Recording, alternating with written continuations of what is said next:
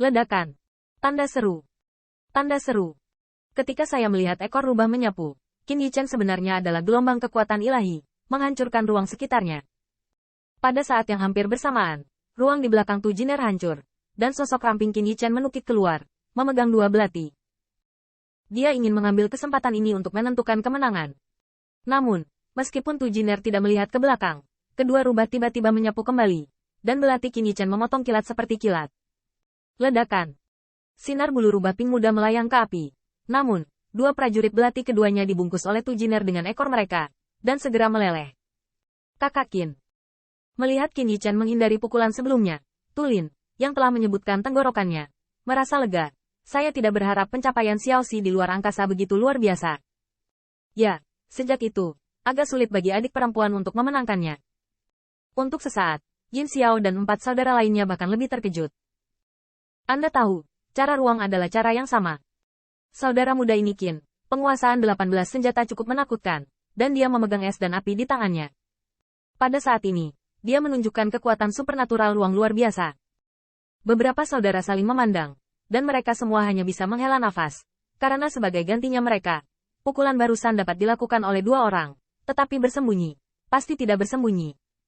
Selain itu, jika dua rubah lainnya dilupakan, mereka hampir tidak bisa menahan wajah rubah yang terbakar dengan api tusan. Namun, setelah bertepuk tangan, ekspresi Tu Tianshu mengungkapkan sedikit kekhawatiran. Masalahnya adalah ruang Brother Qin belum memasuki Tao, jadi itu bukan cara untuk menghindar seperti ini. Dapat melarikan diri 99 kali, tetapi jika tertangkap oleh adik perempuan sekali. Begitu komentar ini keluar, wajah Brother Yin Xiao kembali menjadi martabat. Ziyun dan yang lainnya semua khawatir. Kuncinya adalah bahwa bos dapat mengandalkan pencapaian ruang, dan api tusan yang dapat melukis Jinner juga dapat membakar ruang. Saya melihat bahwa Qin Yichen bergerak, terus-menerus mencari peluang untuk menembak. Tetapi meskipun Tu Jiner tidak dapat mengendalikan api tusan, itu tidak berarti bahwa ia kehilangan akal. Dan saya tidak tahu bahwa pengalaman bertempur Tu Jiner sama sekali bukan penindas yang telah menindas saudara-saudaranya berkali-kali. Saya melihat Tu Jiner melindungi rubah di sekeliling tubuhnya, cukup untuk menahan serangan Qin Yichen. Dan rubah yang membakar api tusan berubah menjadi bayangan iblis yang ganas dari waktu ke waktu. Tapi bisa langsung mengubah ruang menjadi lautan api. Tidak sulit untuk melihat bahwa Qin Yichen telah jatuh ke posisi pasif saat ini.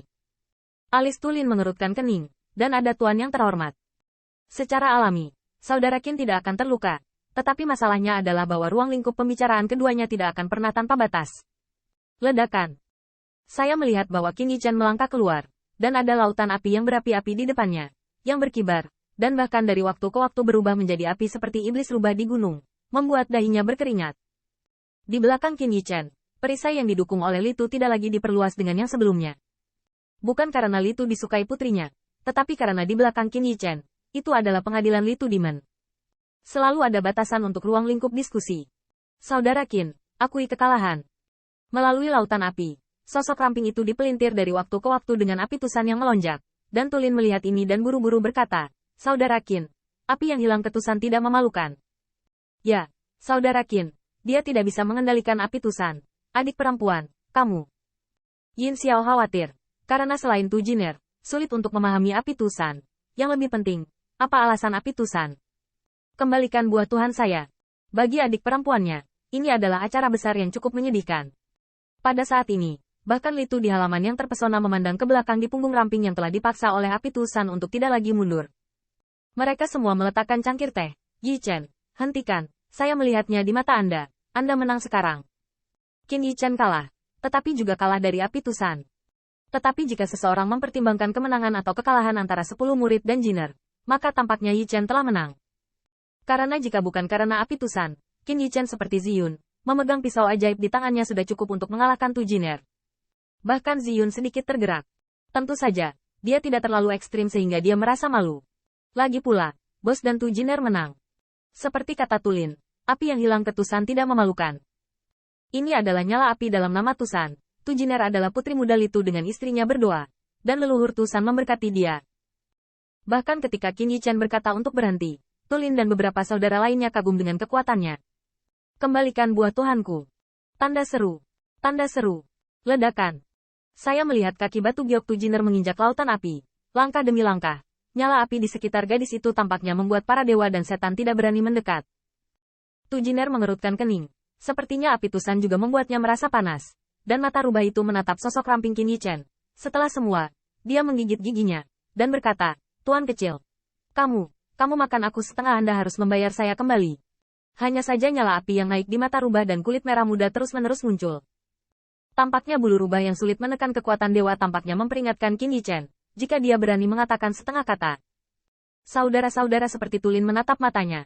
Dan wajahnya tiba-tiba berubah tiba-tiba, tidak baik. Api Tusan, adik perempuan, aku khawatir itu akan di luar kendali. Tuan, ayo pergi. Li Tu bangkit dan keenam ekornya muncul. Tetapi pada saat ini, dia melihat sudut mulut Qin Yichen dan mengangkat senyum tipis. Ya, saya pasti ingin kembali. Mendengar ini, saudara Tulin dan saudara-saudara lainnya merasa lega.